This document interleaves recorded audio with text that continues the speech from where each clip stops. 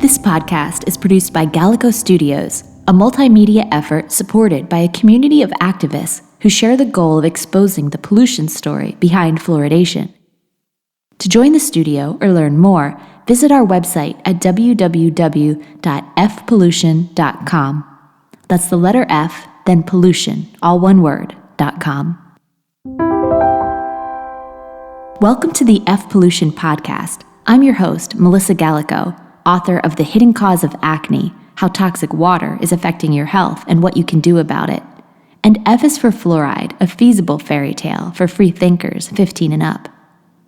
In the last two episodes, we spoke with two former presidents of the EPA Union of Professional Employees about how, starting in the 1980s, union members at EPA headquarters in Washington, D.C. worked to expose the fraudulent science used to claim fluoridation is safe.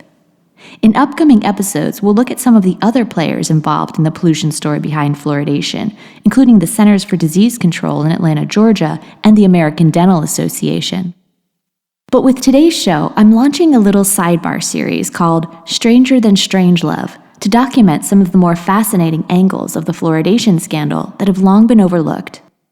The series is dedicated to any of my fellow fluoride activists out there who have ever been called a crazy conspiracy theorist, or worse, anti-science, for opposing fluoridation, especially one activist in particular, my friend Jenny Miller, who used the title Stranger Than Strangelove for a short play she wrote about fluoridation, published in the Santa Rosa Peace and Justice newsletter during a successful bid to stop local officials from adding fluoride to the public water supply in Sonoma County.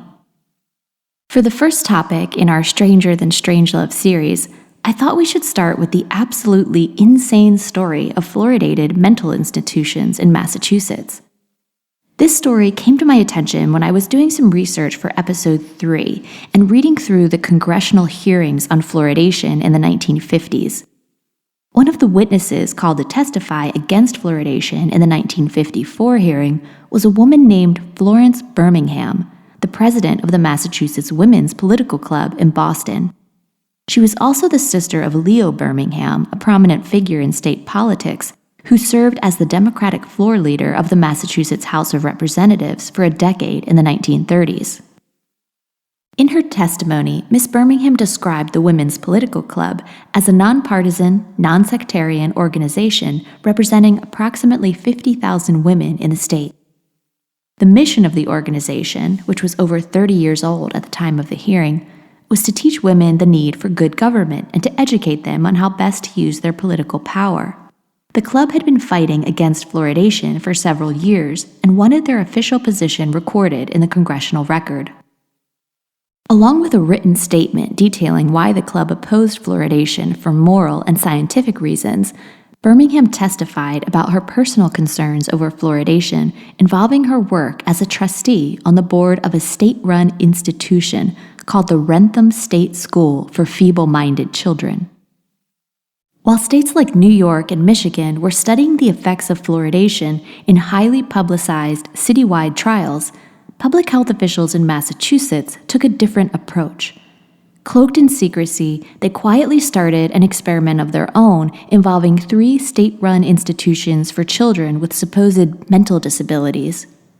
At the direction of state public health officials, schools in Wrentham and Belchertown began adding sodium fluoride to their water supplies, while the state school in Fernald, the poster child for the American eugenics movement in the 1920s, served as the control. State officials tried their best to keep the experiment under wraps. Dr. William Wellock, the state dental director, even traveled to Wrentham to warn school administrators in person that there was to be no publicity about the program. Even the Board of Trustees didn't know about it until a local doctor who opposed the experiment gave Birmingham a copy of an official report published by the state. She was already concerned about fluoridation after reading a technical report published in 1938 by researchers at the University of New Mexico entitled A Study of the Occurrence of Fluorine in the Drinking Water of New Mexico and the Menace of Fluorine to Health. If you want to view this report for yourself, along with the official congressional record from the 1954 hearing, as usual, I'll link to all the references in the show notes at fpollution.com. When Florence Birmingham learned that fluoride was being added to the water supply at the Wrentham School she was entrusted to oversee, She brought up her concerns about fluoridation with the other trustees, and they appointed her to gather more information on the program. Despite a state law that guaranteed trustees free access to all books, records, and accounts pertaining to their respective institutions, she was unable to learn any further details of the fluoridation experiment that was being conducted by state officials at Wrenthem. When she wrote to Dr. Wellock, the state dental director, to ask why, of all places, a school for feeble-minded children should be chosen for such an experiment, he told her the report in question, like so many other key documents, was out of print. But public health officials weren't the only ones with inside knowledge of the program. Employees at Wrenthem formed Union 396 in the Congress of Industrial Organizations and publicly protested the experimental fluoridation program at the school. They loudly objected to being used as guinea pigs of the state. They rejected the wild claims of fluoride's benefits and blind denials of its toxicity. They pointed out the lack of consent from school administrators, let alone the employees, and they were especially concerned about the method used to dispense fluoride into the water. According to the union president, every employee at the school knew that sodium fluoride, a common rat poison, was added to the water by a young male patient who served as an assistant to the electrician. The boy knew the chemicals were toxic. The employees claimed he had made threats saying things like, "Your life is in my hands now." The Board of Trustees voted to stop the fluoridation experiment at Wrenthem, but to Birmingham's surprise, the Massachusetts Department of Public Health responded in typical nonsensical government style by simply claiming their experiment was not an experiment and theretofore must continue despite the board's vote to end it. Florence Birmingham's testimony in front of the United States Congress about secretive experiments performed on children at state-run institutions in Massachusetts was recorded in the congressional record in 1954. Yet these experiments didn't come under scrutiny until 4 decades later, when a librarian at one of the institutions discovered an old ledger that revealed fluoridation wasn't the only experiment that was conducted at Massachusetts state schools on so-called mentally impaired children. During the late 1940s and early 1950s, the same time period as the fluoridation experiment, a professor of nutrition at MIT named Robert Harris was leading a series of studies on dozens of boys at Fernald. They were recruited to join a science club through offers of gifts like Mickey Mouse watches, field trips to see the Boston Red Sox, and a free daily breakfast courtesy of Quaker Oats. Neither the boys nor their parents, if they had them, were informed that the Quaker oatmeal they received each morning was laced with radioactive tracers. Some of the children, who ranged in age from 10 to 17 years old, received injections of radioactive calcium directly. When the experiments came to light in the 1990s, Massachusetts held a state panel which concluded, not surprisingly, that their experiments were a violation of human rights but had no discernible effect on the children's health.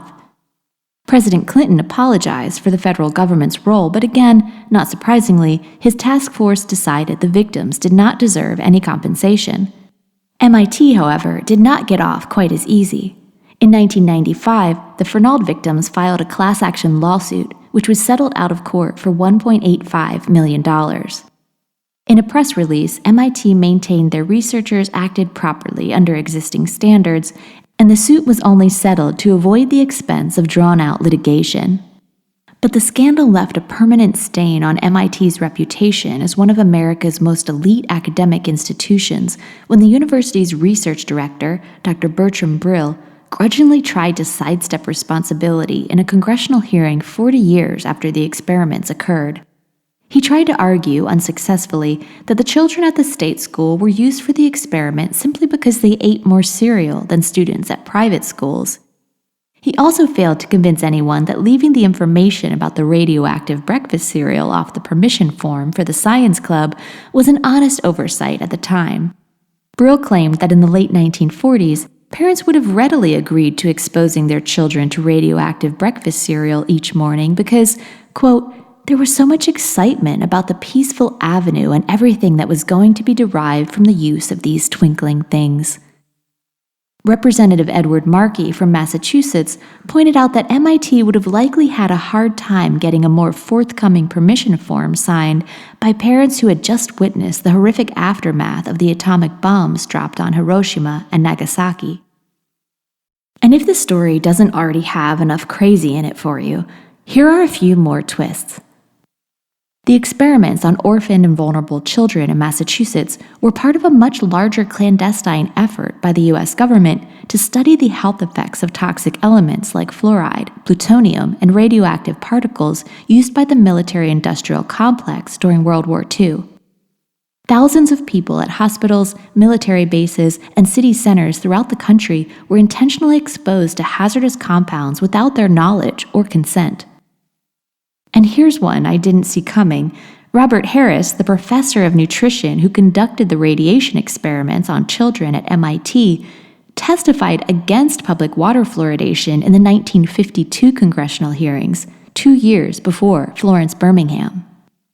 And finally, the so-called feeble-minded boys used for the experiments in Massachusetts were mostly just regular kids with average intelligence who were poor or neglected and abandoned by their parents.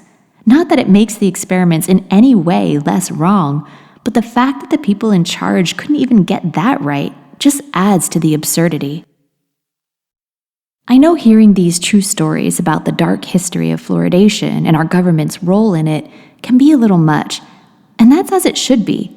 I want you to be riled up enough to sign my petition to end fluoridation at Fpollution.com, or to share this podcast with your friends, or join my production studio on Patreon so we can produce more episodes like this one. But I don't want you to feel so overwhelmed that you think it's not even worth trying to change things. So before we bring this episode to a close, I thought I would try to help put it all in perspective by sharing some words of wisdom from Fred Boyce. Fred was one of the boys used in the human radiation experiments at the Wrenthem State School. Of course, he didn't find out about that until 40 years later when he heard about it on the news. Fred's father committed suicide before he was born, and the state took him into custody from his alcoholic mother when he was just 8 months old. After a few years in various foster homes, Fred scored low marks on an IQ test that has long since been discredited, and he was stamped with the clinical diagnosis of moron. That is when he was admitted to the state institution at Wrenthem. Fred's life at Wrenthem was, in his own words, a nightmare. But joining the science club was an escape. It made him feel special to be receiving attention from such elite men of medicine. Years later, Fred admitted he daydreamed the visiting doctors would recognize he didn't belong in an institution and would somehow help him gain his freedom. But it turns out Fred didn't need their help. At 20 years old, he was released by the state when he and dozens of other young men were deemed too rebellious to be held at the school. While many of his cohorts succumbed to drugs and alcohol or a life of crime, Fred found a job at a traveling carnival where he worked for the next 43 years at a ring toss booth he towed from town to town with a hitch on his car. He died in 2006 from colon cancer. He was 65 years old. The most fascinating part of Fred's life story wasn't his tragic childhood, but the way he responded to it. The state school never taught Fred how to read or write, so he hired a tutor, and soon his bedside table was filled with poetry books and Stephen Hawking's musings on the universe. He saved enough money to buy a house, and while his marriage didn't last long, he remained close to his ex-wife, who named him the godfather of her 5 children. As the driving force behind the lawsuit against MIT, Fred helped as many former schoolmates as he could to receive financial compensation. He was featured in Michael D'Antonio's book, The State School Rebellion, and the movie rights were picked up by Steven Spielberg's production company. At an assembly held in his honor after the book was released, Fred Boyce told the audience his secret. "Never give up," he said. "A lot of times you'll think that life is giving you trouble, but in the end, you will find that life is beautiful."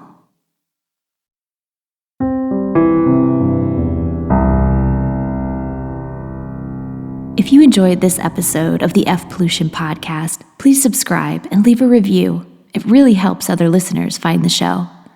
This episode was executive produced by Linda Peterson, Scott Kuslin, Linda Palmisano, and Christy Lavelle.